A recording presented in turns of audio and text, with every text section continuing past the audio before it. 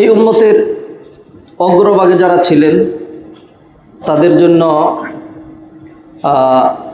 তারা ফিতনামুক্ত ছিলেন, তুলনামূলক তাদের ফিতনা ছিল কম।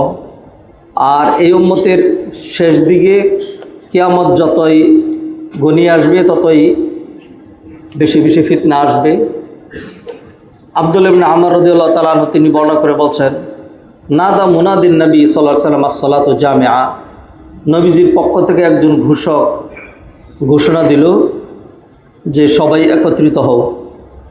ফাজতামানা ইলা রাসূলিল্লাহ সাল্লাল্লাহু আলাইহি ওয়াসাল্লাম, তখন আমরা নবীজির কাছে একত্রিত হলাম। ফাকালা, তখন নবীজি বলেন, ইন্নাহু লাম ইয়াকুন নাবিয়্যুন ক্বাবলি ইল্লা কানা হাক্কান আলাইহি আন ইয়াদুল্লা উম্মাতাহু আলা খাইরি মা ইয়ালামুহু লাহুম।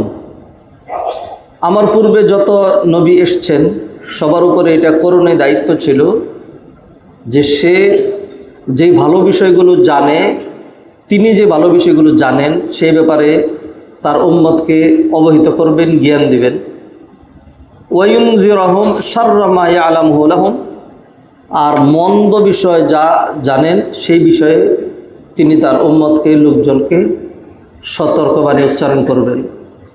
ওয়া ইন্না উম্মাতাকুম হাযিহি জুইলা আফিয়াতুহা ফি আউয়ালিহা, আর এই যে শেষ উম্মত আমার উম্মত, এর যেই নিরাপত্তা এটি দেওয়া হয়েছে অগ্রভাগে, প্রথম দিকে। ওয়াসাইয়ুসিবু আখিরুহা বালা, ওয়াসাইয়ুসিবু আখিরাহা বালাউন শাদীদুন, ওয়াসাইয়ুসিবু আখিরাহা বালাউন শাদীদুন, এই উম্মতের শেষে যারা আসবে তাদের অনেক বিপদ আপদ আসবে। ওয়া উমুরুন তুনকিরুনাহা, আর এমন অনেক বিষয় আসবে যেগুলো অত্যন্ত গর্হিত, নিন্দনীয়। ওয়াতাজিউ ফিতানুন, ওয়াতাজিউ ফিতানুন, ফিতানুন ফিতনাতুনের বহুবচন। আর আসবে হরেক রকম ফিতনা। ফায়ারফুকু বাদুহা বাদা, একটার কারণে আরেকটা নরম মনে হবে, একটা আরেকটাকে হালকা করে দিবে। যখন কারো হাত ভাঙে আর সে যখন দেখে যে আমার যে সঙ্গী ছিল তার গলা কাটা গেছে, আর অথবা আমার সাথে আরেকজন ছিল সে মরেই গেছে, তখন সে হাত পা ভাঙ্গা পরে বলে আলহামদুলিল্লাহ, আল্লাহ আমার বাঁচায় রাখছে। তো ফিতনা এমন আসবে যে কঠিন ফিতনা। তো এরপরেরটা যেটা আসবে আরও বড় দেখে তখন বলবে যে আগেরটা তো গিয়ে তুলনায় ভালোই ছিল। ওয়াতাজি ও আল ফিতনা তু ফায়াকুলুল মুমিন, আর এমনভাবে ফিতনা আসবে যে একজন মুমিন বলবে হাযিহি মাহলিকাতি, আমি শেষ, এই ফিতনায় আমি শেষ। সুম্মা তানকাশিফু, এরপরে সেই ফিতনা কেটে যাবে। ওয়াতাজিউল ফিতনা, তো আরেকটা ফিতনা আসবে। ফায়াকুলুল মুমিন, তখন মুমিন বলবে হাযিহি হাযিহি, আই আল্লাহ, এইটা তো দেখি আরও জঘন্য, এটা দেখি আরও ভয়াবহ। ফামান আহাব্বা মিনকুম আন ইউজাহজিহা আনিন নার ওয়া ইয়াদখুলাল জান্নাতা, কেউ যদি চায় যে সে নিজেকে জাহান্নাম থেকে রক্ষা করবে এবং জান্নাতে প্রবেশ করবে, ফালতাতিহি মানিয়াতুহু ওয়া মুমিনুন বিল্লাহি ওয়াল ইয়াউমিল আখির, তাহলে সে যেন এমনভাবে মৃত্যুবরণ করে যে আল্লাহ এবং আখিরাতের প্রতি তার অগাধ ঈমান, স্ট্রং বিশ্বাস, সত্যিকার তাওহীদ রয়েছে। ওয়ালিয়াতি ইলান নাস আল্লাযী ইউহিব্বু আন ইউতা ইলাইহি, আর মানুষের সাথে সে যেন এমন আচরণ করে যেটি সে পছন্দ করে যে মানুষ তার সাথে এরকম আচরণ করুক।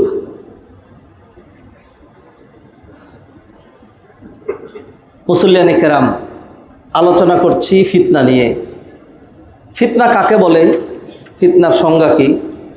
আজ থেকে 4-5 সপ্তাহ আগে এই ফিতনা নিয়ে প্রাথমিক কিছু কথা আমরা আলোচনা করেছিলাম। আজকে 2-1 মিনিটে সেই ফিতনাগুলো একটু হালকা আলোচনা করতে চাই। ফিতনার অর্থ, ফিতনার অর্থ হলো আগুন দিয়ে পরীক্ষা করা। তো কোনো জিনিস যখন আগুনে দেওয়া হয় তখন সেটা নিশ্চয়ই আরামে থাকে না। ফিতনার সাধারণ যে অর্থ সেটি হলো পরীক্ষা। ফিতনার সাধারণ অর্থের বাহিরে আরও অনেকগুলো অর্থ আছে, সেখান থেকে 10টি অর্থ উল্লেখ করছি। ফিতনার একটা অর্থ হলো কুফরি। কোরআন আল্লাহ বলছেন ওয়াকাতিলুহুম হাত্তা লা তাকুনা ফিতনা, কাফেরদের বিরুদ্ধে তোমরা যুদ্ধ করবে ততক্ষণ পর্যন্ত যতক্ষণ না কুফরি বিতাড়িত হয়ে যায়। 2 নম্বর হলো শিরক। কোরআন আল্লাহ বলছেন ওয়াল ফিতনা তো আসাদ্দু মিনাল কাতল, হত্যার চেয়েও জঘন্য হলো শিরক। 3 নম্বর ফিতনা মানে হলো আযাব।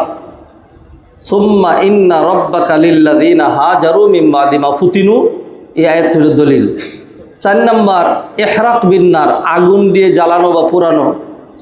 ইন্নাল্লাযীনা ফাতানুল মুমিনিনা ওয়াল মুমিনাত, একদল ইমানদারদেরকে কাফেররা ঈমান আনার অপরাধে বিশাল বড় গর্ত, পুকুরের মতো খাদ খনন করে সেখানে আগুন জ্বেলে তাদেরকে সেখানে ফেলে মেরেছিল। তা ইন্নাল্লাযীনা ফাতানু আল মুমিনিন, যারা ইমানদারদেরকে ফিতনায় ফেলেছিল মানে আযাব দিয়েছিল। তাহলে ফিতনার অর্থ পেলাম আযাব, আগুন দিয়ে জ্বালানো। 5 নম্বর আল হালাক, ধ্বংস। ওয়ালা কিন্নাকুম ফাতানতুম আনফুসাকুম, এই একটা দলিল। 6 নম্বর ফিতনার আরেকটা অর্থ হলো আল কতল। ফালিয়াহদারিল্লাযীনা ইউখালিফুনা আন আমরিহি আন তুসিবাহুম ফিতনাতুন। 7 নম্বর ফিতনার অর্থ হলো আস-সিহর, জাদু। 8 নম্বর আল বালবালাতু ওয়াল ইত্তরাব, অস্থিরতা, সামাজিক একটা নিরাপত্তাহীনতা, অস্থিরতা, তারপরে হলো ভয়, এই ধরনের। 9 নম্বর আদ-দলালু ওয়াল ইসম, পাপ এবং ভ্রষ্টতা। 10 নম্বর আল ইজাবু বিশ-শাইই ওয়াল মাইলু ইলাইহি, আল ইজাব বিশ-শাই, কোনো জিনিস খুব ভালো লাগা এবং সেদিকে ঝুঁকে পড়া। এই হইল ফিতনাগুলোর সাধারণ অর্থ। এগুলো আগে আলোচনা করেছিলাম, একটানা ব্যাখ্যা ছাড়া সেগুলো বললাম। পারিভাষিক অর্থে ফিতনা কাকে বলা হয়? ইবতিলাউল আবদি ওয়াখতিবারুহু ফিল খাইরি ওয়াশ শার, বান্দাকে পরীক্ষা করা ভালো এবং মন্দের মাধ্যমে। বিগরাদি তামহিসিহি বিশাদাইদি তাকলিফ, তাকে অন্যদের থেকে আলাদা করার জন্য। পরীক্ষা ছাড়া স্টুডেন্ট তো সবাই, এখন কে রিয়েল স্টুডেন্ট, কে স্টাডি করলো, কে স্টাডি করে না, কার যোগ্যতা আছে কার যোগ্যতা নাই, সেটা নির্ণয় হয় কি দিয়া? পরীক্ষা দিয়া। তো এইটার নাম হলো ফিতনা। এইভাবে পরীক্ষা করার নাম হলো ফিতনা। ইমাম জামাখশারি বলছেন আল ফিতনা তো আল ইমতিহান বিশাদাইদি তাকলিফ মিন মুফারাকাতিল আওতান ও মুজাহাদাতিল আদা ওয়া সাইরিত তাআত আশ-শাক্কা ওয়া হাজরিশ শাহওয়াত বিল মালাত ওয়া বিল ফাকরি ওয়াল কাহাত ওয়া আনওয়াইল মাসাইব ফিল আনফুসি ওয়াল আমওয়াল ওয়া বিমুসাবারাতিল কুফফার আলা আযাহুম ওয়া কাইদিহিম ওয়া দরারহিম। অনেক লম্বা একটা সংজ্ঞা দিয়েছেন ইমাম জামাখশারি। তিনি বলছেন যে বিভিন্ন নেক আমল, তাকলিফ, সলাত, সিয়াম, জাকাত, দান সদাকা, তারপরে হলো হিজরত করা, তারপরে শত্রুর বিরুদ্ধে জিহাদ করা, তারপর কঠিন কঠিন আবাদত, হাজরুস শাহওয়াত, মনের যেই কামনা বাসনা এবং চিত্ত বিনোদন, মন যেগুলো চায় সেগুলো ত্যাগ করা, তারপরে হলো অবিল ফাকরি ওয়াল কাহতি, দারিদ্রতা, দুর্ভিক্ষ, ওয়া আনওয়াইল মাসাইবি ফিল আনফুসি ওয়াল আমওয়াল, এবং নিজের জানের উপরে মালের উপরে হরেক রকম বিপদ আপদ। এরপরে কাফেরদের যেই শত্রুতা, তাদের দেওয়া যেই কষ্ট, ষড়যন্ত্র, সেইগুলির উপর ধৈর্য ধারণ, ইত্তাকার মাধ্যমে যেই লম্বা প্রক্রিয়া, এটার নাম হলো ফিতনা। তাহলে আমরা বুঝতে পারছি ফিতনা হালকা বিষয় না, অথবা ফিতনা কোনো ছোট্ট বিষয় না, ফিতনা জটিল বিষয়। নবীজি সাল্লাল্লাহু আলাইহি সাল্লামকে নবীজি সাল্লাল্লাহু আলাইহি সাল্লাম ফিতনার জটিলতা, ভয়াবহতা বর্ণনা করেছেন এইভাবে। হাদিসটি বের করে বলছি। আবু হুরায়রা রাদিয়াল্লাহু তাআলা আনহু বর্ণনা করছেন, ক্বালা রাসূলুল্লাহ সাল্লাল্লাহু আলাইহি ওয়াসাল্লাম বাদিরু বিল আমালি ফিতানান কাকিতাইল লাইলিল মুজলিম, তোমরা আধার রাতের নেই যেই ফিতনা ধেয়ে আসবে, কঠিন থেকে কঠিনতর হবে, তার আগেই নেক আমলে প্রতিযোগিতা করো। যখন একজন মুমিন ফিতনায় পড়ে সকালে ইমান ছিল, বিকালে কাফের হয়ে যাবে। ওয়াইউমসি মুমিনান, বিকালবেলা মুমিন ছিল, ইউসবিহু কাফিরান, সকালবেলা কাফের হয়ে যাবে। ইয়াবিউ আহাদুকুম দীনাহু বিআরাদিন মিনাদ দুনিয়া কালিল, একজন ব্যক্তি দুনিয়ার যত সামান্য স্বার্থের বিনিময়ে তার ঈমান, তার দিনদারি বিক্রি করে দেবে। নবীজি সাল্লাল্লাহু আলাইহি সাল্লাম এইখানে ফিতনার ভয়াবহতা, ফিতনার সময় করণীয় এবং ফিতনার কারণে মানুষের যেই অবশ্যম্ভাবী রেজাল্ট হয়, এই তিনটা বিষয়কে একটা হাদিসের মধ্যে হাইলাইট করেছেন। এক নম্বর, ফিতনার ভয়াবহতা বর্ণনা করেছেন কাকিতা'আল লাইলিল মুজলিম। ফিতনাটা আসবে আধার রাতের মতো। আধার রাত কাকে বলে? যদি প্রচণ্ড আধার রাত্র হয় তাহলে সেখানে আপনি মানে নিরাপত্তার সাথে যাওয়ার জন্য পা দিয়ে রেখেছেন, হঠাৎ করেই ড্রেনের মধ্যে পা পড়ে আপনার পাটা ভেঙে যেতে পারে, হোঁচট খেয়ে পড়ে যেতে পারেন। অথবা মনে করেছেন একটা লাঠি অথবা একটা লাকড়ি, এটা বাড়িতে নিয়ে গেলে আপনার লাকড়ি হবে, কাষ্ট হবে। এটা যখন হাত দিছেন তখন দেখেন যে এটা নড়াচড়া করে ফুস করে আপনাকে মেরে দিয়েছে। কারণ আধার রাতের কারণে কোনটা সর্প আর কোনটা লাঠি, কোনটা লাকড়ি, এটা আপনি দেখতে পান নাই। তাহলে ফিতনাটা এরকম যে একজন মানুষকে একেবারে তার দৃষ্টিশক্তি থাকা সত্ত্বেও মানে এমন ভয়াবহ পরিস্থিতি হয়ে যায় যেটা সে তার সম্বল মনে করে, সেইটা তার জন্য ধ্বংস হয়ে দাঁড়ায়। ফিতনাটা এমন হবে যে মানুষ তখন মনে করবে যে আমি এইটা খুব ভালো মনে হয়ে আছি, অথচ এটা তাকে জাহান্নামের দিকে নিয়ে যাবে। সে মনে করবে এটা হয়তো কল্যাণ, অথচ এটা তার জন্য ধ্বংস, কারণ সে বুঝে সারতে পারছে না। আধার রাতের সাথে তুলনা দিয়েছেন নবীজি সাল্লাল্লাহু আলাইহি সাল্লাম। সেটা হলো দুনিয়াতে যদি আমরা বাহ্যিকভাবে আলো দেখতে পাচ্ছি, আমার চোখ দেখতে পাচ্ছি, টাকা দেখতে পাচ্ছি, বাড়ি দেখতে পাচ্ছি, গাড়ি দেখতে পাচ্ছি, তারপর ক্ষমতা দেখতে পাচ্ছি, তারপরে হলো উন্নতি, অগ্রগতি, পুষ্ট ইত্যাদি দেখতে পাচ্ছি, কিন্তু দেখা যাচ্ছে বিষয়গুলো এরকম যার সাথে হারাম, তারপরে হলো সুদ, ঘুষ, জুলুম, অন্যায়, তারপরে হলো পাপাচার, জিনা, ব্যভিচার, অ্যাডাল্টারি ইত্যাকার এত খারাপ জড়িত। আমি লোভের কারণে, পাপের কারণে, অথবা দলের কারণে, অথবা সমাজের কারণে, অথবা সোসাইটির কারণে, অথবা আমার ইমানের দুর্বলতার কারণে বুঝে সারতে পারলাম না, আগাইলাম একটা পর্যায়ে গিয়ে দেখি আর পিছানোর কোনো উপায় নেই। নবী মুহাম্মদ রাসূলুল্লাহ সাল্লাল্লাহু আলাইহি সাল্লাম একটা হাদিসে ইরশাদ করছেন, হুজিবাতিল জান্নাতু বিল মাকারিহ ওয়া হুজিবাতিন নারু বিশ-শাহাওয়াত। জান্নাতটাকে বেষ্টনী দেওয়া হয়েছে অপছন্দনীয় জিনিস দিয়ে। জান্নাতটাকে বেষ্টনী দেওয়া হয়েছে অপছন্দনীয় জিনিস। ধরেন জান্নাতটা মাঝখানে রাখেন, চতুর্দিকে অনেকগুলো বেষ্টনী, ধরেন 5টা বেষ্টনীর নাম আমি বলি। একটা বেষ্টনীর নাম হলো সলাত, 5 বার রেগুলার উইথ পাক পবিত্রতা আপনাকে, তারপরে বিফোর সানরাইজ, তারপরে আফটার সানসেট, এরপরে বিফোর স্লিপিং, এরপরে হলো খাড়া রৌদ্রের সময়, প্রচণ্ড গরমের সময়, এরপর বিকালবেলা যখন কাজের ব্যতিব্যস্ত থাকে, 5 টাইমস প্রেয়ার রেগুলারলি এভরিডে। বাবা মারা গেলেও ঈদের দিনেও না, এটা কোয়াইট ইম্পসিবল, এটা আমার পক্ষে সম্ভব না, এটা মনে চায় না। এইটা হলো মাকারে, এটা অপছন্দনীয় জিনিস। এইটা একটা বেষ্টনী। তো যারা এই বেষ্টনীটা ডিঙাইতে পারে তার আর বেষ্টনী থাকলো কয়টা? 4টা। আমি উদাহরণস্বরূপ 5টা বেষ্টনীর কথা বলেছি। এরপরে আসলো আপনার সামনে সিয়াম। সারা দিন 14 ঘন্টা, ইউরোপের প্রেক্ষাপটে 19 ঘন্টা রোজা রাখতে হবে। না, এটা আমার পক্ষে সম্ভব না। আমি কি গরিব নাকি? আমার কি খানা নাই নাকি? আরে কি করে, সকালবেলা নাস্তার আগে আমার বেডটি লাগে, তারপরে নাস্তার পরে লাগে, সারাদিন এটা সম্ভব না। এই বেষ্টনীটা যিনি ডিগাতে পারলেন তার সামনে বেষ্টনী থাকলো 3টা। ধরেন আরেকটা বেষ্টনীর নাম হলো আপনার 10 লক্ষ টাকা খরচ করে হজ করতে হবে। 10 লক্ষ টাকা হজ করার জন্য? না, দরকার নেই। ওইখানে গিয়ে কী করতে হবে? ত্যাগ তিতিক্ষা, আরে এত কিছু লাগবে না। যদি 2-3 লাখ টাকা খরচ করি, কাছাকাছি আছে, কাছে অন্য কোনো দেশে যদি যাই, I get my enjoy also. তো সুতরাং আমি হজে যাচ্ছি না। তো এই বেষ্টনী যারা 10 লক্ষ টাকা খরচ করে কোনো রকম এনজয় ছাড়া, মানে বাহ্যিক এনজয়, মানুষ যেটাকে এনজয় মনে করে, সত্যিকার এনজয় তো একজন বান্দা যখন চোখের পানি ছাড়ে, একজন ইমানদার, এটা হলো তার আসল এনজয়। যখন আল্লাহকে সেজদা দেয়, এটা হলো তার আসল এনজয়। এই জন্য যারা নেককার ঈদের দিন ভালো পোশাক পরে দৌড়াইয়া, বৃষ্টি পড়তেছে, কাপড় নষ্ট হয়ে যাচ্ছে, জোর যেটা মন চায় সেটা হোক, হ্যাঁ আমি আগে আল্লাহকে সেজদা দিয়ে আসি, সালাত পড়লে ও I got my mental pleasure.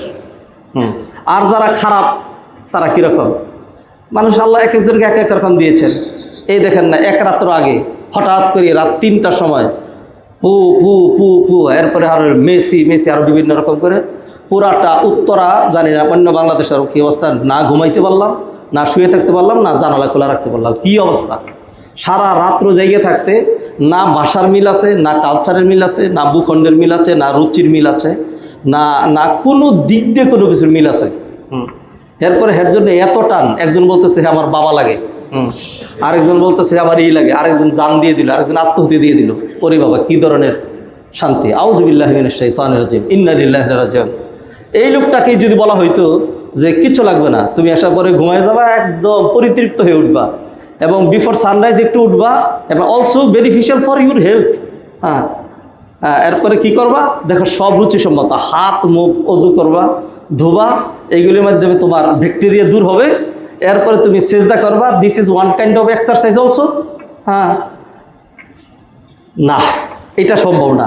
কিন্তু সারা রাত জেগে ওই ওই খেলা দেখা আর রাস্তায় মিছিল করা কীভাবে সম্ভব হলো? আউযু বিল্লাহি মিনাশ শাইতানির রাজিম। যাই হোক, যে যেটা পারে আর কি। তো একদল যারা মক্কায় যায় 10 লক্ষ টাকা খরচ করে, সে সত্যিকার ফিলিংস, আত্মতৃপ্তি, শান্তি, যেটা আরাফার ময়দানে কান্নাকাটি করলে যে শান্তিটা পাওয়া যায়, হ্যাঁ, মানুষের পাড়া খেয়ে পায়ের ছাল উঠে যাচ্ছে, এরপরে ঘুরে ঘুরে তোয়াফ করে যে শান্তিটা পাওয়া যায়, এইটার ব্যাখ্যা আলোচনা করে বোঝানো এটা কি সম্ভব? এটা তো আলোচনার বিষয় না, এটা তো এইভাবে জানার বিষয় না। যাই হোক, এটা যে পারলো না তার ব্যারিকেড থেকে গেল, আর যিনি 10 লক্ষ টাকা খরচ করে কাজটা করতে পারলেন, তিনি আরেকটা ব্যারিয়ার কি করলেন? অতিক্রম করলেন। আর থাকলো 2টা।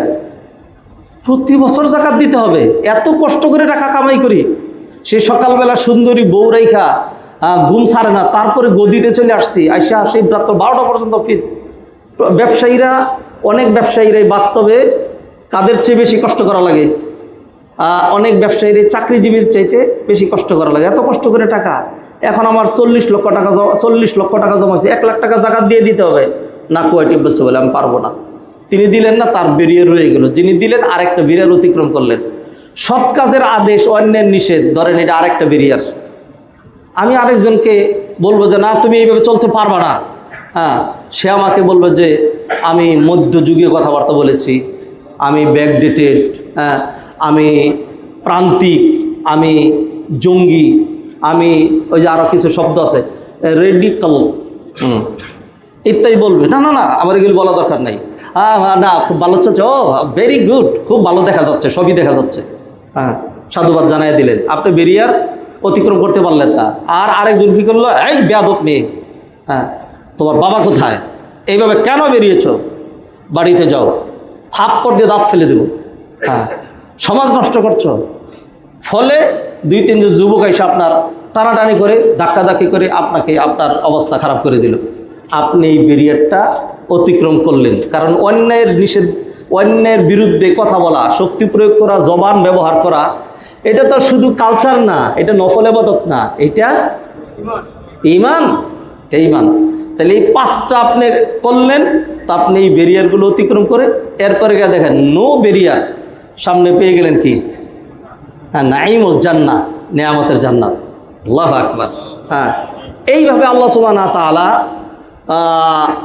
অপছন্দনীয়, কঠিন, কষ্টের, মনে চায় না এরকম বিষয় দিয়ে জান্নাতটাকে বেষ্টনী দিয়ে রেখেছেন। আর বেষ্টনী দিতে হয় কোথায়? বেষ্টনী দিতে হয় যেটা মানুষে চায়, যেটা সেটার বেষ্টনী দিতে হয়। তামাক ক্ষেত চিনেন? তামাক ক্ষেত, হ্যাঁ, তামাক চাষ হয়, রংপুরের দিকে হয় বেশি। আমি সচক্ষে দেখেছি এগুলি, বড় বড় তামাক, কি সুন্দর ঘাসের মতো দেখা যায়। কুত্তায়ও খায় না, ছাগল গরু তো মুখ দেই না।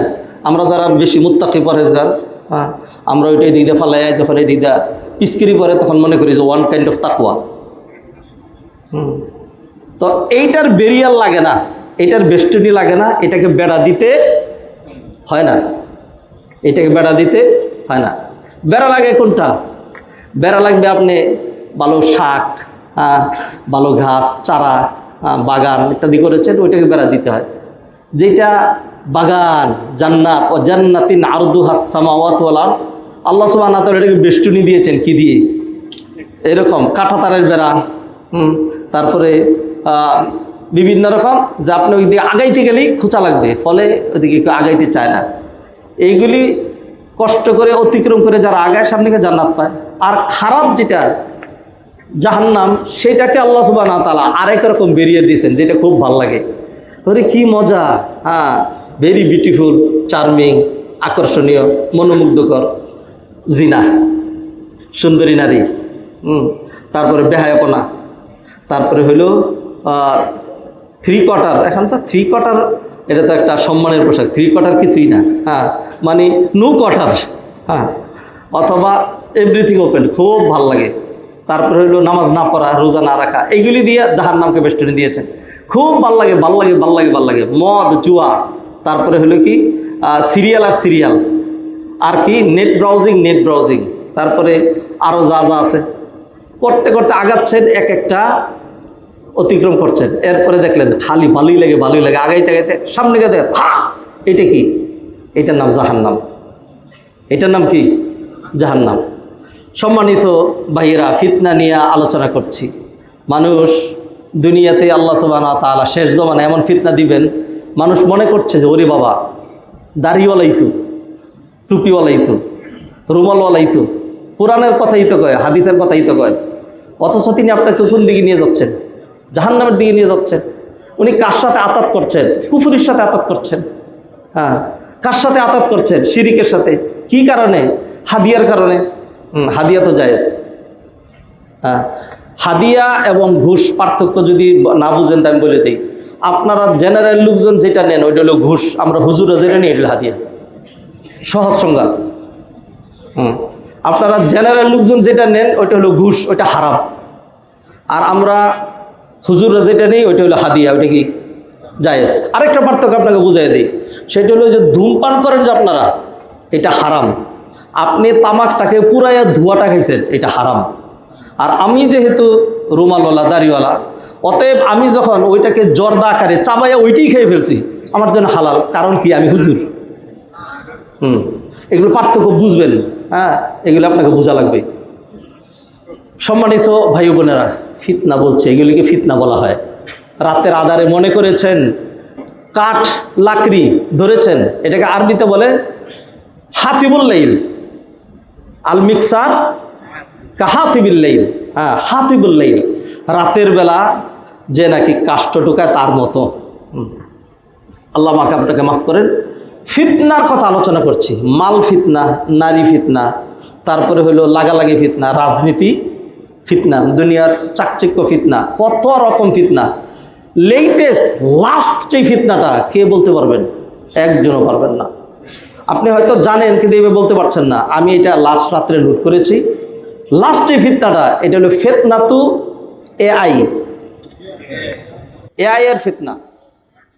এআই এর ফিতনা। আপনি যদি দেখেন যে উত্তরা কেন্দ্রীয় মসজিদের খতিব সাহেব ভালো মনে করেছিলাম, এরপরে যদি দেখেন যেন তেন যে কোনোভাবে দেখেন, এর বলবে যে এই যে ধরা খাইছে রে, কোনো অস্বাভাবিক না। যে কোনো ব্যক্তিকে যে কোনো কিছু এমনভাবে করে দিবে, বিশেষ করে যারা যে প্রবীণ শ্রেণীর, যারা বয়স্ক মানুষ, আমার বয়স অথবা আমার চেয়ে বেশি বয়সের, এরা তো সবাই কথা কইতেছে, উনার কণ্ঠে কথা বলতেছে। আমার কণ্ঠে যদি আমি কথা বলি, আমার কণ্ঠে ডাইরেক্ট আমি বলছি, হাত ইশারা করতেছি, এরকম করতেছি, একদম সব ভিডিও অন্যের কণ্ঠে নয়। আপনি বিশ্বাস না করে যাবেন কোথায়? আপনি যদি দেখেন আমি আমার কণ্ঠে একেবারে দ্রুত চাইনিজ ভাষায়, জাপানি ভাষায় সমানে কথা বলে যাচ্ছে, হাত ইশারা সহ। বলছে হুজুর সাংঘাতিক ব্রেনি, এত চাইনা ভাষা শিখলো কেমনে? অথচ কোনো কথাই আমার না। এটা কি দিয়ে বানাচ্ছে? এআই দিয়ে বানায় দিচ্ছে। একেবারে মোটেই অস্বাভাবিক না। যে কোনো কিছু সম্ভব। তাহলে ফিতনা নয় তো কি? ফলে কোনটা হক কোনটা না হক, হ্যাঁ, কতজনের বিরুদ্ধে কত কিছু চাপিয়ে দেওয়া হচ্ছে, কতজনের জন্য কত কিছু সাব্যস্ত করা হচ্ছে। যারা দোষী তারা নির্দোষ, আর যারা নির্দোষ আপনি বললেন ভালো কথা হয়ে গেল খারাপ, আর বললো খারাপ কথা হয়ে গেল ভালো। হইল চুর খেয়ানত কারী, হ্যাঁ, সে হইল সমাজসেবক, আর তার চরিত্র হইল ফুলের চেয়েও পবিত্র। আর কোনোদিনই রাষ্ট্রের একটা পয়সাও মারে নাই, তার বিরুদ্ধে কোনো কেসও নেই, কাবারিও নাই, সামাজিক কোনো দুর্নীতির কোনো কিচ্ছু নাই। তবু এই সমাজের জন্য আপনার সবচেয়ে বড় বার্ডেন, আপনার চাইতে খারাপ, আপনার চাইতে চরিত্রহীন আর কিছুই নাই।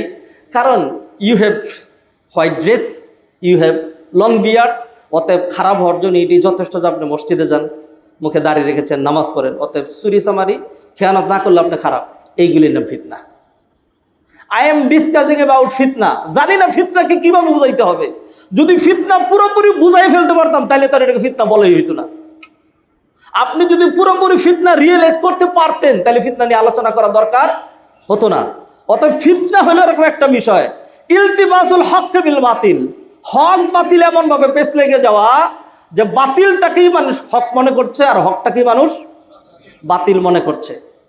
হাদিরের মজলিস, এটা সেই জমানা, এটা সেই জমানা। নবুয়তের কত বছর পর? 1500 বছর পর।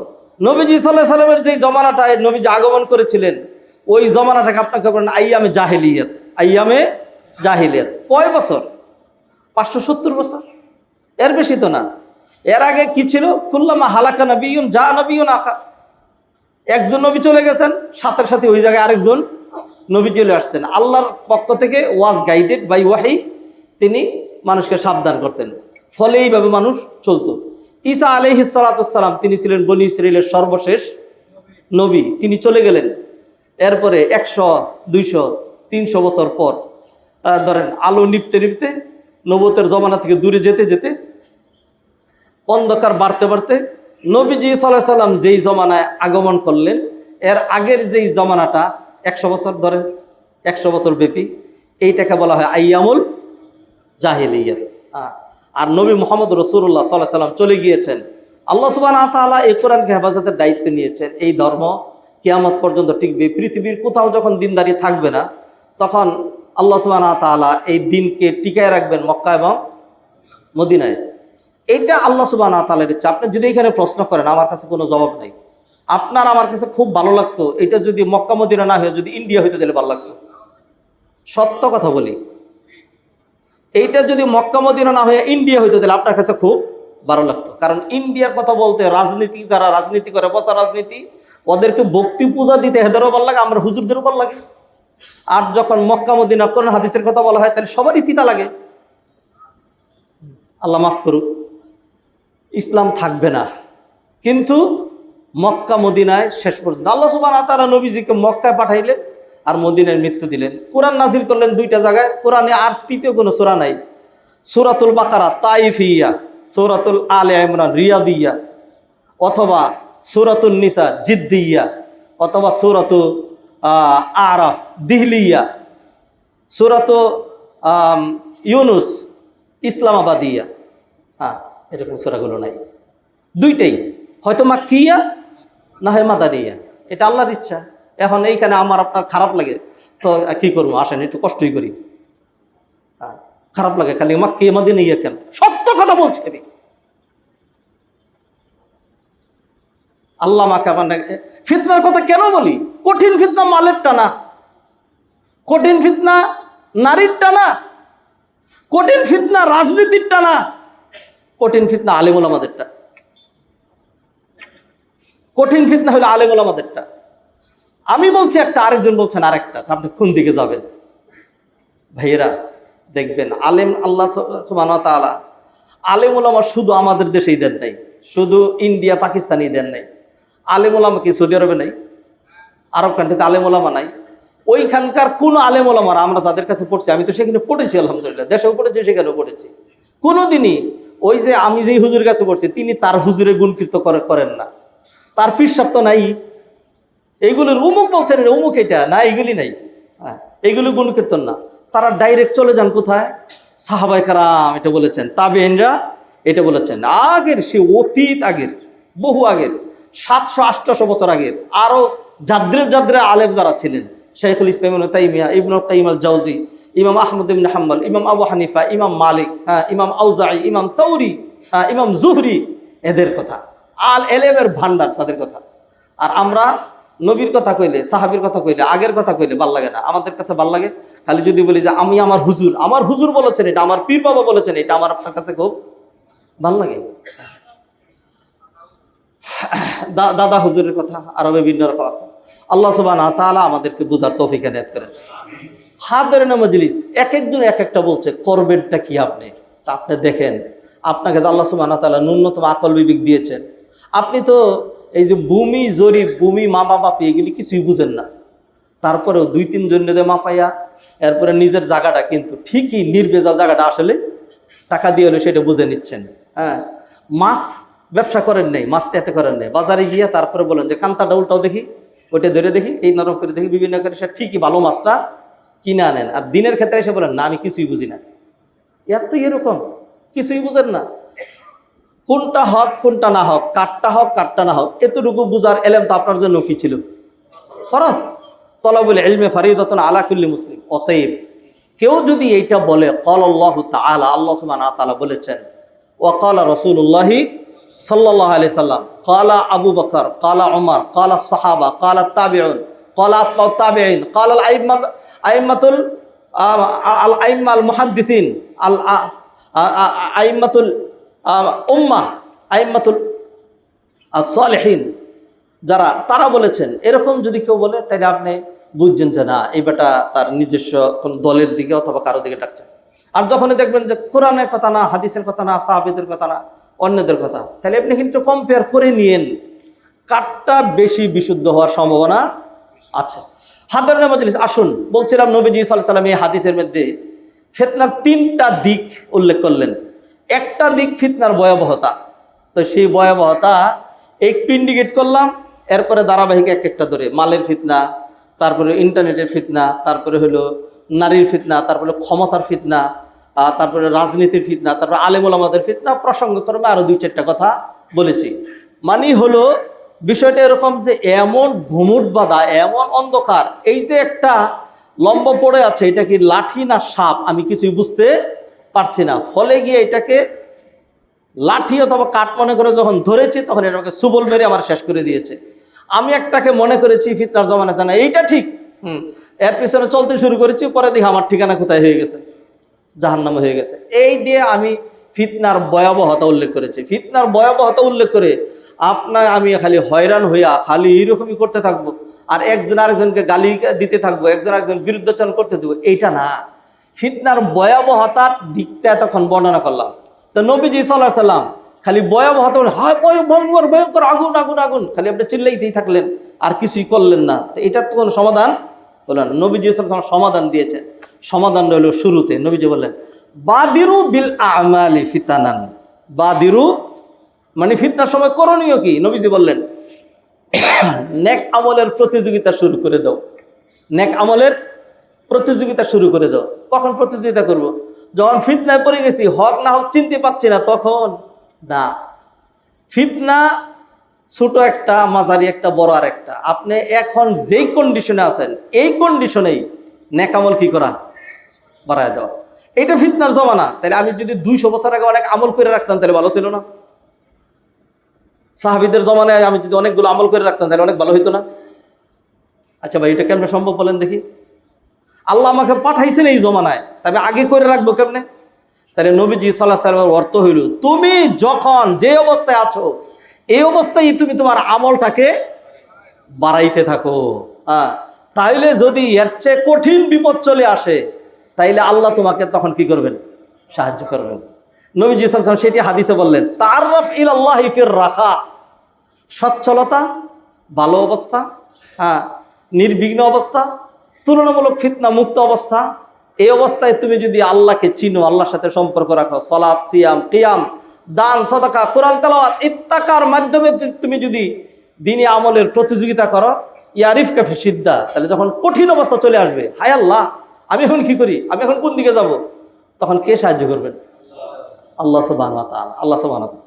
আল্লাহর সাহায্য ছাড়া ফিতনা মুক্ত থাকা সম্ভব নয়। তাহলে হাদিসের দ্বিতীয় দিকটা বললাম, সেটা হলো যে ফিতনার সময় করণীয় কি, ফিতনার ভয়াবহতা বর্ণনা করলাম, আলটিমেট রেজাল্টটা কি হয়। নবীজি সাল্লাল্লাহু আলাইহি সাল্লাম হাদিসের শেষে বললেন, ইয়াবিউ আহাদুকুম দীনাহু বিআরাদিন মিনাদ দুনিয়া কালিল। নবীজি সাল্লাল্লাহু আলাইহি সাল্লাম সমাধান দিলেন, ফিতনা খুব কঠিন ভয়াবহ, সেই জন্য নেক আমলের কথা বললেন নবীজি সাল্লাল্লাহু আলাইহি সাল্লাম। আর না হয় কি হবে, এই ফিতনায় কেউ যদি জড়িয়ে যায় তাহলে কি হবে, আমল তো দূরের কথা, আমল তো করতে পারবেই না, বরং আমলের আগের যেটা মূল ফাউন্ডেশন, 10 তলা 20 তলা ভুলে যান, মূল ফাউন্ডেশন যেটা সেটাই কি টিকবে না।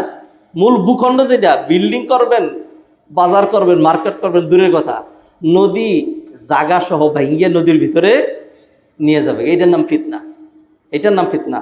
তাহলে কি হবে, ইয়াবিউ আহাদুকুম দীনাহু বিআরাদিন মিনাদ দুনিয়া কালিল। ফিতনার আধিক্যতায়, ফিতনার ভয়াবহতায় একজন মানুষ তার কি করবে, আমল তো দূরের কথা, সে তার যে শেষ সম্বল, তার যে ঈমানটা, এইটাও যৎসামান্য কয়েকটা টাকার বিনিময়ে, একটা পোস্টের কারণে, একটা স্বার্থের কারণে, একটু হাদিয়ার কারণে অলরেডি সোল্ড। ওয়াল ইয়াযু বিল্লাহ। আল্লাহ সুবহানাহু ওয়া তাআলা আমাকে আপনাকে হেফাজত করেন। হাইরে মাল, হাইরে হাদিয়া, আলহাকুমুত তাকাসুর হাত্তা জুরতুমুল মাকাবির ওয়াইলুল লিকুল্লি হুমাযাতিল লুমাযাহ আল্লাযী জামাআ মালান ওয়া আদ্দাদাহ ইয়াহসাবু আন্না মালাহু আখলাদা কাল্লা নেভার লা ইউমযান্না ফিল হুতামা he will be thrown to the hell. জাহান্নামে নিক্ষেপ করা হবে।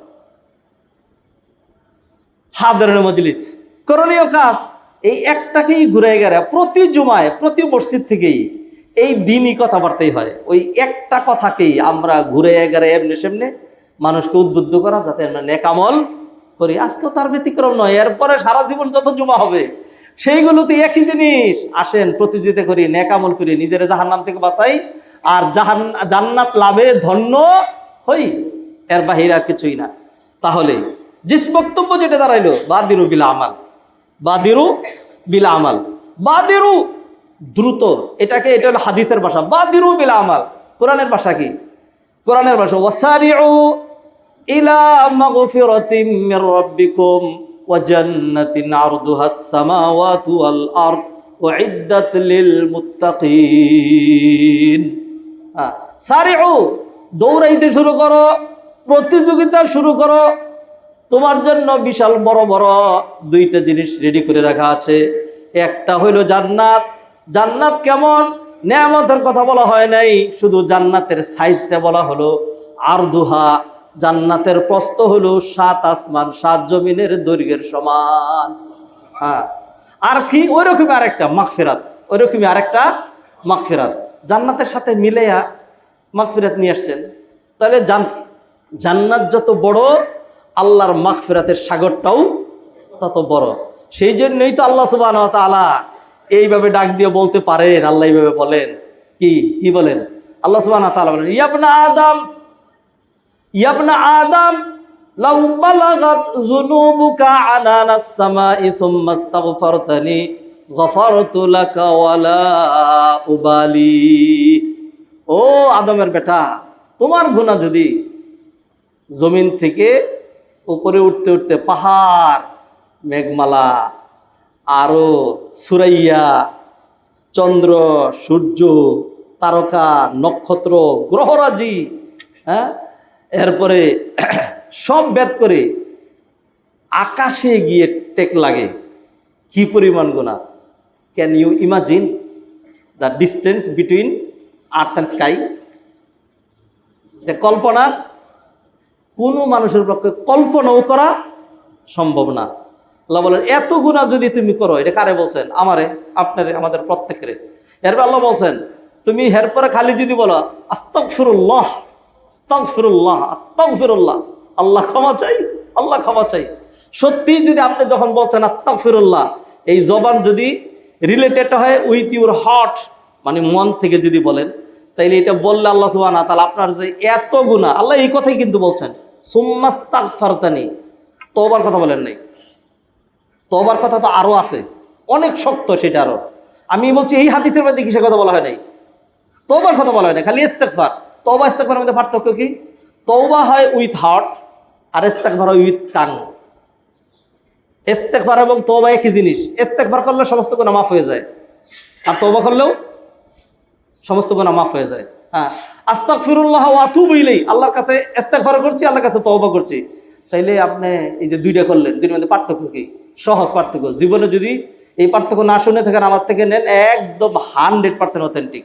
ইস্তেগফার হলো জবান দিয়া, ইস্তেগফার জবান দিয়া, আর তওবা অন্তর দিয়া। তওবা এরকম না যে এই যে আমি একটা তওবা দেখাই, তওবা তওবা তওবা তওবা, হ্যাঁ এইটার নাম তওবা না। মুখে চড়াইয়ার নাম, চড়ানোর নাম কি না? তওবা না। অথবা তওবা করতা হুঁ मैं, সারে গুনাহ হুঁসে, হ্যাঁ এই যে মুখ দিয়ে বলতেছে যে জীবনের সকল গুনাহ থেকে আমি তওবা করতেছি, এটার নাম তওবা না, এটার নাম ইস্তেগফার। আপনি মুখ দিয়ে যেটা বলছেন সেটার নাম কি? ইস্তেগফার। ভাইরা, তাইলে আল্লাহ সুবহানাহু ওয়া তাআলার মাগফিরাতের সাগরটা কত বড় কল্পনা করতে পারেন? আমার আপনার প্রত্যেকের গুনাহ যদি ধরেন, এরকম যদি ধরেন 1000 কোটি মানুষের এত এরকম গুনাহ হয়, আর 1000 কোটি মানুষ এতগুলো তওবা করে, তাইলে 1000 কোটি বার জমিন থেকে আকাশ পর্যন্ত যত গুনাহ, এই সবটুকুন যদি আল্লাহর মাগফিরাতের সাগরে নিক্ষেপ করা হয়, তাহলে আল্লাহর মাগফিরাতের সাগর টেরই পাবে না যে এখানে কতটুকু পাপ পড়ছে। যেমন I give you example, Dhaka শহরের বর্জ্য ড্রেনের পানি এটা বুড়িগঙ্গায় যায়। তাই সেই জন্য যখন নাকি বর্ষাকাল থাকে না, শুকনা সিজন, তখন এই বুড়িগঙ্গার পানিটা নষ্ট হয়ে যায়, ড্রেনের পানির চেয়েও খারাপ হয়ে যায়। আর যখন বর্ষা সিজনে প্রচুর পানি থাকে, তখন আর সেই খারাপটা দেখা যায় না। তো ঢাকা শহরের এই এত বর্জ্য, ছোট্ট একটা বুড়িগঙ্গা নদী, সেখানে যাওয়ার কারণে পানি নষ্ট হয়ে যায়।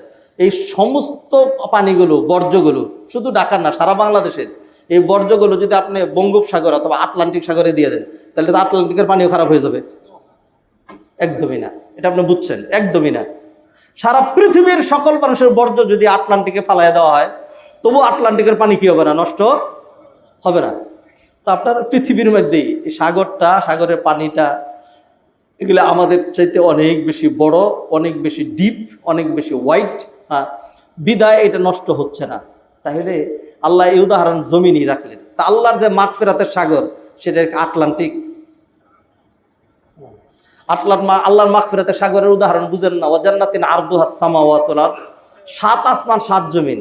আপনার গুনাহ তো জমিন থেকে আকাশ পর্যন্ত মাত্র এইটুকুন, আর 7 আসমান 7 জমিনের দৈর্ঘ্য একসাথে দিলে প্রস্থ দাঁড়ায়, তাইলে দৈর্ঘ্য তো আরো বেশি। তাইলে প্রথম আকাশটা আপনার এইখান থেকে ধরেন, কথার কথা আমি বলি, ধরেন এই যে এই ছাদটা হইল প্রথম আকাশ, তাইলে এইখান থেকে মাপলেন 10 ফিট হইল, ঠিক না? 10 ফিট হইল। এইবার তাইলে 7 আকাশের দৈর্ঘ্য কীরকম? এবার এটা মাইপে যান, মাইপে এরকম ঘুরে, আরো নিচে এরকম করে ঘুরে আসেন, এরকম করে যখন এখানে আসলেন, হাই আল্লাহ, 200 স্কোয়ার ফিট হয়ে গেছে, 200 স্কোয়ার ফিট। এটা হলো প্রথমটাই। এবার দ্বিতীয় আকাশে যান, সেটা যে আরো 10 ফিট দূরে, সেটা হয়ে গেছে 2000 স্কোয়ার ফিট। তৃতীয়টা যান, সেটা হচ্ছে 2 লক্ষ স্কোয়ার ফিট। চতুর্থটা যান 2-3 মিলিয়ন স্কোয়ার ফিট। পঞ্চমটা যান, সপ্তমটা যান, কত বড়! এই সবটা একসাথে করলে যা দাঁড়াবে সেটা জান্নাতের প্রস্থ। তাহলে জান্নাতের দৈর্ঘ্য আরো অনেক বড়। এই জন্যই তো এত বড় জান্নাত দেখেই তো আল্লাহ সুবহানাহু ওয়া তাআলা নিম্ন স্তরের যে জান্নাতে তারে কয়টা দিবেন? এই পৃথিবীর 10টা সমান দিবেন। ঠিক ওই রকমই আল্লাহ সুবহানাহু ওয়া তাআলা মাগফিরাত অনেক বড়। হাত ধরে মজলিস, একটা হাদিসের উপর মাত্র একটু আলোকপাত করলাম। এই হাদিসে নবীজি ফিতনার ভয়াবহতা বর্ণনা করেছেন, ফিতনার সময় করণীয় কাজের কথা বলেছেন। আর যদি সেই কাজ না করা হয়, তাহলে মানুষের যে জটিল অবস্থাটা হবে, ফিতনায় পড়ে তার আমও যাবে, সালাও যাবে। আম হলো তার আমল, আমল তো করতেই পারবে না। আর সালাও হলো তার ইমান, তার আমও চলে যাবে, তার সালাও চলে যাবে। আমল তো করতেই পারবে না, ইমানের উপরেও টিকতে পারবে না। সেই জন্য যেই অবস্থায় আছি, এই অবস্থায় আমার আপনার করণীয় কাজ কি? নেক আমল করা, বেশি বেশি আমল করা, প্রতিযোগিতা করা। নবীজি হাদিসে বলেন বাদিরু বিল আমাল, আর আল্লাহ কোরআনে বললেন সারিউ ইলা মাগফিরাতিন মির রাব্বিকুম। আল্লাহ সুবহানাহু ওয়া তাআলা আমাদেরকে ফিতনা মুক্ত রাখুন, সারা বিশ্বের মানুষকে ফিতনা মুক্ত রাখুন। ফিতনা আমাদের জন্য আল্লাহ যেন হালকা করে দেন। আল্লাহ যেন ফিতনার সময় আমাকে আপনাকে অবিচল অটল দৃঢ় থাকার তৌফিক এনায়েত করেন। আল্লাহ সুবহানাহু ওয়া তাআলা আমাদেরকে যেন ফিতনা মোকাবেলা করার, ফিতনার সময় করণীয় কাজ যেটি নবীজি করতে বলেছেন সেটি করার, বরং ফিতনা আসার আগেই নেক আমলের মাধ্যমে আমরা যেন নিজেদের ফাউন্ডেশনটাকে মজবুত করে ফেলি, ফলে ঢেউ আসলেও এটা আর ভাঙবে না। যেমন আপনি দেখবেন ওই যে সাগরের যেই দিকটা ভাঙে সেই দিকটা দেখবেন এক ধরনের ওই পিলারের মতো ত্রিভুজ আকারের ফেলা হয়, ঢেউ যে দিক দিয়ে বাড়ি দেয় এইটাকে সরাইতে পারে না, অথবা রাবারের ব্যাগ ফেলানো হয় সেগুলি দিয়ে। তা আসেন ওই ফিতনা চলে আসার আগেই নদীর ভাঙ্গন যেরকম হয় আমার আপনার ইমান আমল তো নিয়ে যাবে গা, আসেন প্লাস্টিকের যেই বালু বুঝাই বিশাল বড় বড় ব্যাগগুলো আসেন ফালাই, পাথর ফেলে এমন মজবুত করি, ফিতনা আসবে তো বাড়ি খেয়ে চলে যাবে।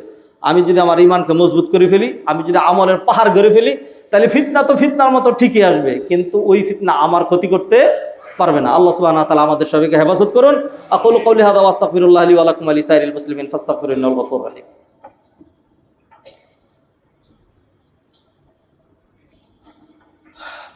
আলহামদুলিল্লাহ হামদান কাসীরা ওয়া সাব্বিহুহু বুকরাতান ওয়া আসীলা ওয়া উসাল্লি ওয়া উসাল্লিম আলা সাইয়্যিদিল মুরসালিন ওয়া আলা আলিহি ওয়া আসহাবিহি আজমাইন ওয়া আলা মান সালাকা সাবিলাহুম ইলা ইয়াউমিনা ওয়া ইলা ইয়াউমিদ্দিন। আইয়ুহাল ইখওয়াতুল আফাদিল, লা শাক্কা আন্না আল্লাহ সুবহানাহু ওয়া তাআলা খালাকানা লিআজরিল ইবাদা। সম্মানিত ভাইয়েরা, আল্লাহ সুবহানাহু ওয়া তাআলা আমাদেরকে ইবাদত করার জন্য সৃষ্টি করেছেন। ছিলাম না, আমি যে মানুষ হয়েছে এটা আল্লাহর ইচ্ছায়, আমি যে পৃথিবীতে এসেছি সেটা আল্লাহর ইচ্ছায়, আমি যে বাংলাদেশে জন্মগ্রহণ করেছি সেটা আল্লাহর ইচ্ছায়, আমি যে হিন্দু বৌদ্ধ খ্রিস্টান ইহুদি না হয়ে মুসলিম হয়েছি এটাও লা তামুন্না আলাইয়া ইসলামাকুম বালিল্লাহু ইয়ামুন্নু আলাইকুম। আল্লাহ সুবহানাহু ওয়া তাআলা যেহেতু আমাকে আপনাকে ঈমান দিয়েছেন, বোঝা গেছে আল্লাহ সুবহানাহু ওয়া তাআলা আমাকে পছন্দ করেছেন। 2 নম্বর, যারা ঈমানের অনুশীলন করে না, ঈমান যাদের কাছে খুব চুলকানি মনে হয়, আমরা তাদের মধ্যে না। আমাদের কাছে ঈমানি প্রক্রিয়া ভালো লাগে। জুমার নামাজে আসলে সময় দিলে আমাদের ভালো লাগে, রোজা রাখলে ভালো লাগে, দান সদকা করলে ভালো লাগে, নেক আমল করলে অন্তরটা খুশি হয়। পাপ তো আমরা করি না এরকম না, পাপ না করার জন্য আল্লাহ আমাদেরকে বানান নাই, কিন্তু পাপ করলে মনটা সংকুচিত হয়ে যায়, পাপ করলে খারাপ লাগে। হ্যাঁ, এইটাও আল্লাহর পক্ষ থেকে একটা দয়া। আপনি পরীক্ষা করে দেখবেন ঈমান আছে নাকি নেই। ইদা সাররাতকা হাসানাতুকা ওয়া সাআতকা সাইয়্যাতুকা ফাআনতা মুমিন। যদি ভালো কাজ হলে ভালো লাগে আর মন্দ কিছু হয়ে গেলে খারাপ লাগে, তাহলে বুঝতে হবে আপনার ঈমান এখনো আছে। আল্লাহ ইবাদত করার জন্যই, আমল করার জন্যই সৃষ্টি করেছেন। আসেন ইবাদত আমল করি। তবে এরকম মনে করেন না যে আল্লাহ কেন সৃষ্টি করলেন, এত ইবাদত দিলেন, আল্লাহর আপনার কি কি দিয়েছেন, আল্লাহ আপনার কাছে কি কি চাইছেন, কতটুকু ইবাদত আল্লাহ আপনাকে দিয়েছেন। আল্লাহ তো আপনার সবই দিয়েছেন। আল্লাহ আপনাকে যৌনতা দিয়েছেন পূরণ করার জন্য, ভালো ব্যবস্থা দেন নাই। আল্লাহ আপনাকে চোখ দিয়েছেন চিত্ত বিনোদনের জন্য, কল্প দিয়েছেন চিত্ত বিনোদনের জন্য, বৈধ ভালো কিছু দেন নাই।